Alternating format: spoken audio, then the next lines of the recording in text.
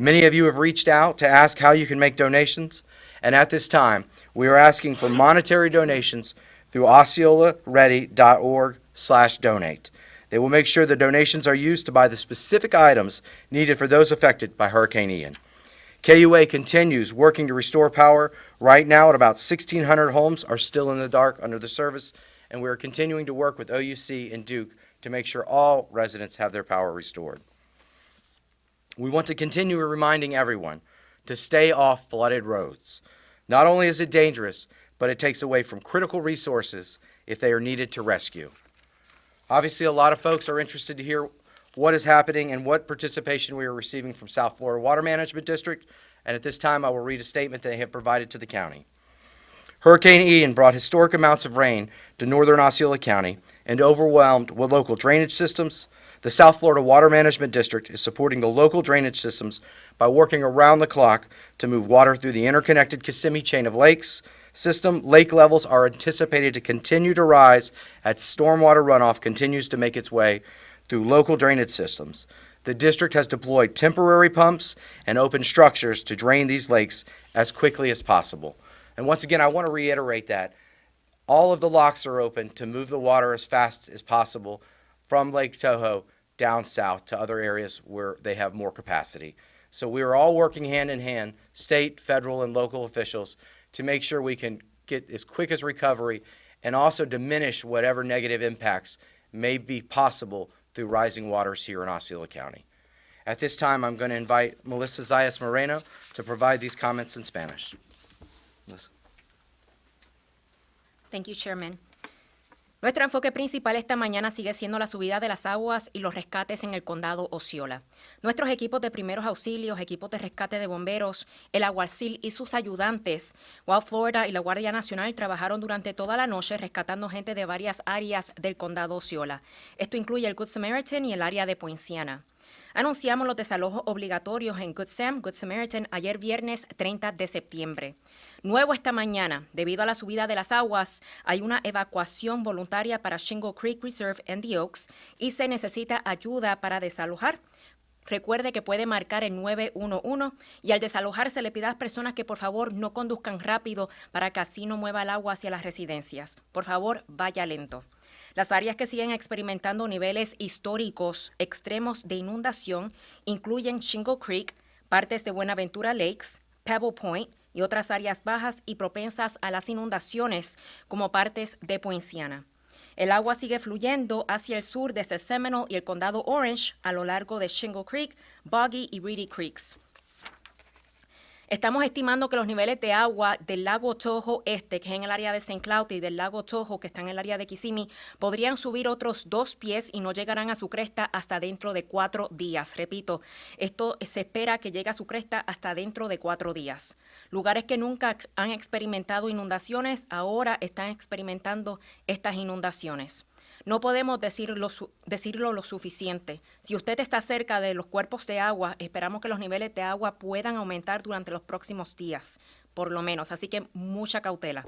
Las operaciones de sacos de arena se reanudarán en el Centro Cívico de St. Cloud y en Osceola Heritage Park. Repito, las operaciones de sacos de arena se reanudarán en el Centro Cívico de St. Cloud y en el Osceola Heritage Park hoy a las 2 de la tarde.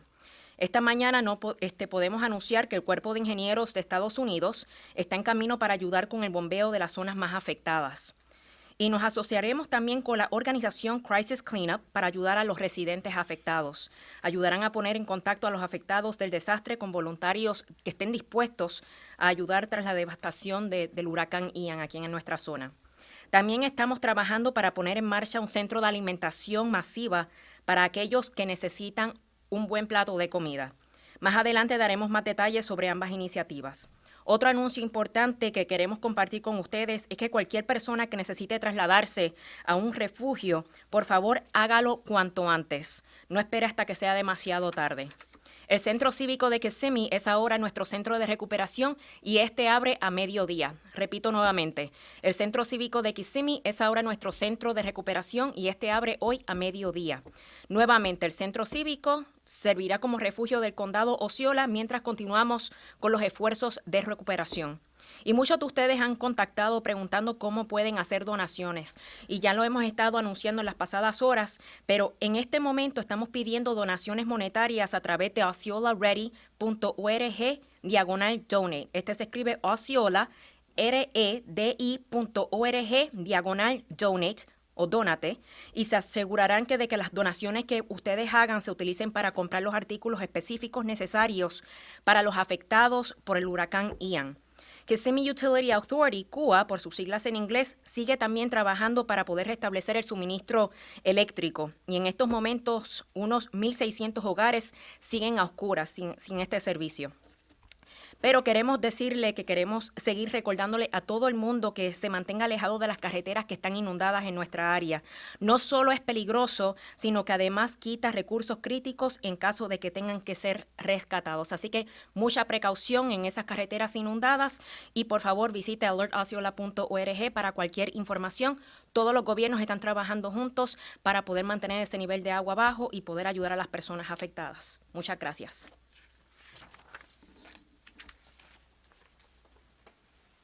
Any questions at this time? So, still at no fatalities in Osceola County, correct? That is my understanding still. And so, I know the school district's not here right now, but, with some of the, flooding still coming into play, are we hearing anything from the school district as far as how that might interrupt starting back up on Tuesday? I have not, Bill, if you would like to speak to that. No, That's perfect. We talked No, about this morning. yeah, no problem, Keith. Yeah, there is a couple schools that's got some damage and some entry points, so Dr. Pace is evaluating. So they might have to transition some of the students to other locations. Their plan is right now to open on Tuesday. No further questions? Thank you so much for coming out this morning. And once again, folks, if you are being reached out to for a voluntary evacuation due to future flooding or existing flooding in your community, please heed those warnings, specifically if you are someone that is going to need emergency response service. Because obviously, once roadways become impassable, ambulances and our first responders are going to have a much harder time getting to you. So please heed those warnings. Thank you and stay safe. We've got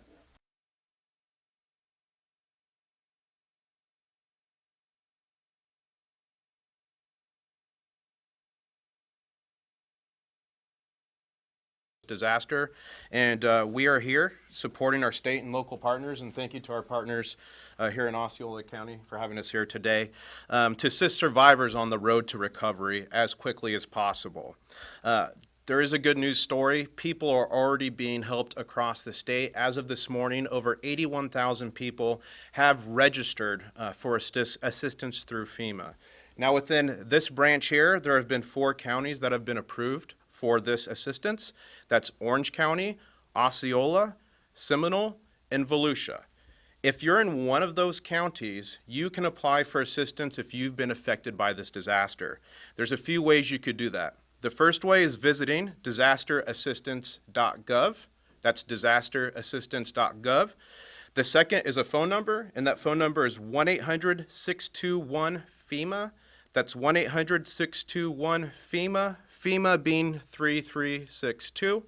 And then finally, there is an application you can find for your smartphone, and you can download that and apply on there as well. So again, within this branch, if you're within Orange County, Osceola, Seminole, or Volusia, and you've been affected and impacted by this disaster, please, please, please apply as soon as possible to take advantage of the resources out there. And with that, I'll turn it back to the chairman. Thank you.